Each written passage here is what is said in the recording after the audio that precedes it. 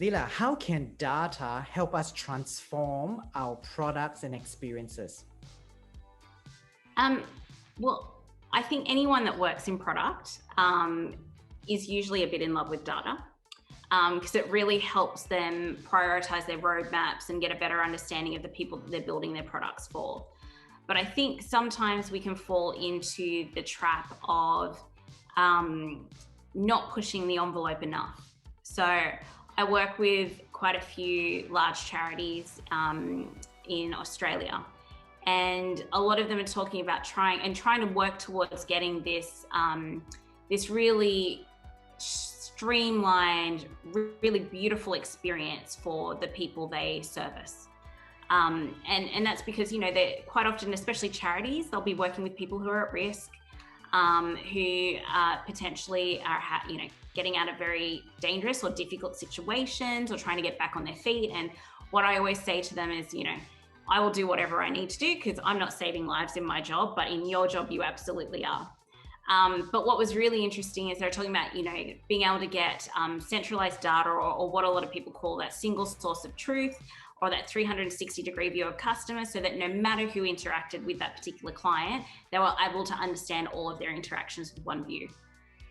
And then when we're looking at this sort of data, I was like, okay, but these people quite often use multiple services. Like they're not just using one charity or one not-for-profit, or that charity may actually be handing them off to another provider that can better service them. I'm like, but they've already had to rehash their whole story with one person. So we've been talking a lot about, is there a way that people can own their data once they've had to share that story?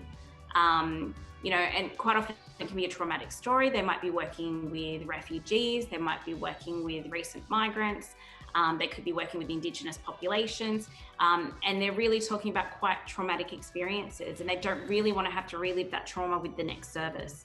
So is there a way that they can actually package and own that data about themselves and take it from service to service? And that's a big call. There's lots of privacy legislation around that. There's a lot of work that would need to be done at an industry-wide level for something like that to happen. And I'm not saying I'm the genius that came up with that. Like, lots of people have been talking about it.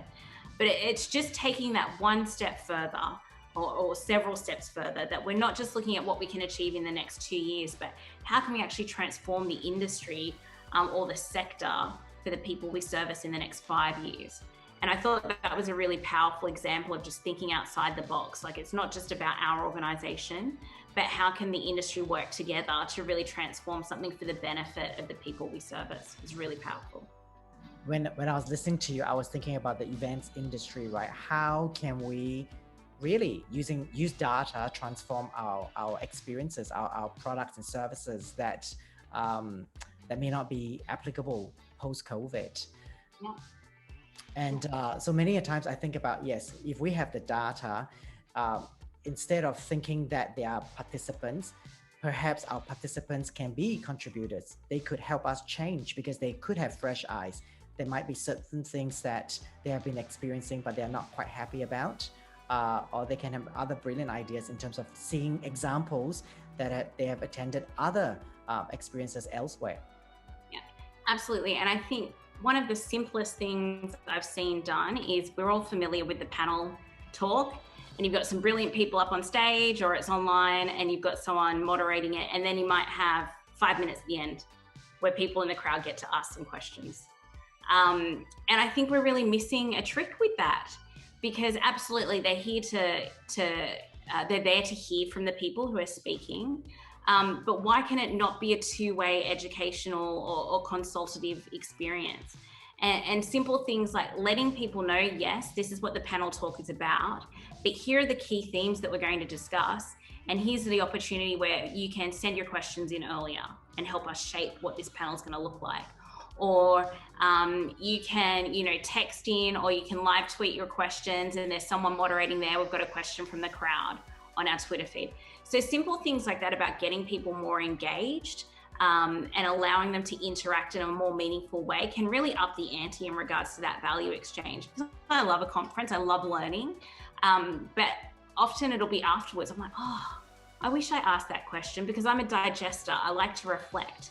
Whereas if I'm able to read prior to the event, oh, this is what it's about, here's the synopsis, here's what they're going to ask about, and it gives me time to prepare my questions, because I'm not an off-the-cuff question asker, and not everyone is. So just giving it a more, more accessibility in the way people can interact with things. The other thing is, we have that sort of producer hat. So can you have someone going, okay, we're losing people? And be radioing through to the person on stage going, okay, we need to pivot, or we need to do this, or we need to do that, or giving that feedback to an MC, like, we're losing momentum, people are leaving the room. And maybe it's a digital experience. Maybe you can actually see that people are leaving the room online, they're logging out, or they're not active. Getting people to participate in online conferences. So tell them, we'd love you to have your camera on. We'd love for you to raise your hand. I think in the online setting, we can be much less formal. You don't have to wait for the microphone to come around.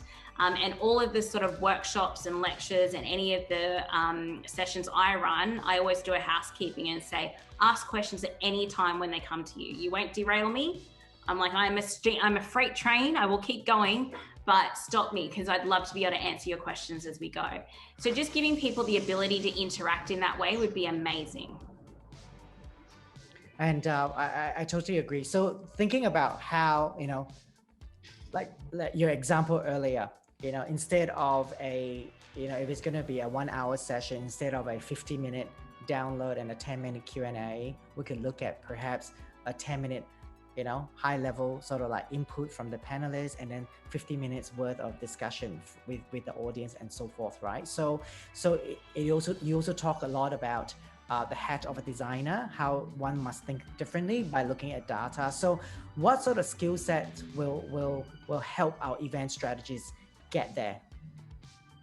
I think, and whilst it's a skill set, I don't know, but curiosity, just accepting that we don't know everything, and that there's stuff to learn. So absolutely being curious, being open, getting a general understanding of what products are out there that might be able to service you. And that could be as simple as going to a networking event, doing some online research, literally Googling the natural language way, like, how do I do X, Y, Z? What are people using for this? And Google will tell you. There'll be some sort of forum that will come up. So I think curiosity, doing your research, being open, reach out to people, like ask people like me questions. Send me a message on LinkedIn. Feel free to reach out and ask questions, because we've got all this knowledge in our brain, at our fingertips, and it takes nothing for us to share that. Yeah. So I would really encourage that sort of skill set. And I think a lot of people are a bit obsessed with technical skill sets. Can you code? Can you, crunch out a VLOOKUP in Excel, which I can't. I'm sorry, I've forgotten how to. But all those sorts of things, I'm like, yeah, if you love that, do it. But there are other tools that you can use. And as I've said before, just use what's there. I think sometimes sort of people disconnect. They do a set and forget. A wash, rinse, repeat, as I like to call it, is that's how we did it last year. Let's do it again the same this year with a few minor improvements. Let's actually go back to the drawing board and just test that all our assumptions still ring true now. Let's look at how customers are behaving. Let's look at what's coming through. And I think COVID is making us do that, because so much has changed. But what lessons can we take moving forward? As the vaccine rolls out, as we're able to have events in person again, what do we want to take from that online experience and that digital experience into the future? Because in the same way that working from home has really given people some work-life balance and enriched people's lives, and we're taking those lessons, how can we apply that with the events industry? Because I think that was such a quick pivot. It was like we had to snap the handbrake up and do a 180 and try and work out how we're going to sustain the industry. And I think, I don't work in it any longer, but I saw some amazing work done by people. And the clients that I have that, worked in events, we did our utmost to support them, because we knew how serious it was. Yeah. But that's what I would encourage people to do. Never assume, always test, always question yourself, and just be curious. Go out, people, reach out to people. Yeah, totally. I totally agree with that. And also it's so important I think it is okay to say that, look, listen, I've looked at this Google Analytics thing and it doesn't make sense to me. It is okay to be vulnerable and just go ask the question. I don't know what it means, because perhaps someone out there or within or outside the organization will be able to answer your queries.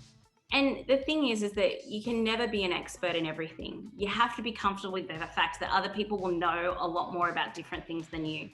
And it's a true sign of being comfortable with your own vulnerabilities, going, I'm not the expert in this area. Let me talk to people who are, because I think, you know, there are lots of things. I'm a big fan of hiring people who know a lot more than me. Please be smarter than me. Please know more than me. Please tell us the best way of doing things. So just being comfortable with that you don't have to have all the answers. And that's very much the way that the business world is moving forward, and something we have to prepare ourselves for, because things are ambiguous, things are uncertain, and we need to be able to make quick decisions.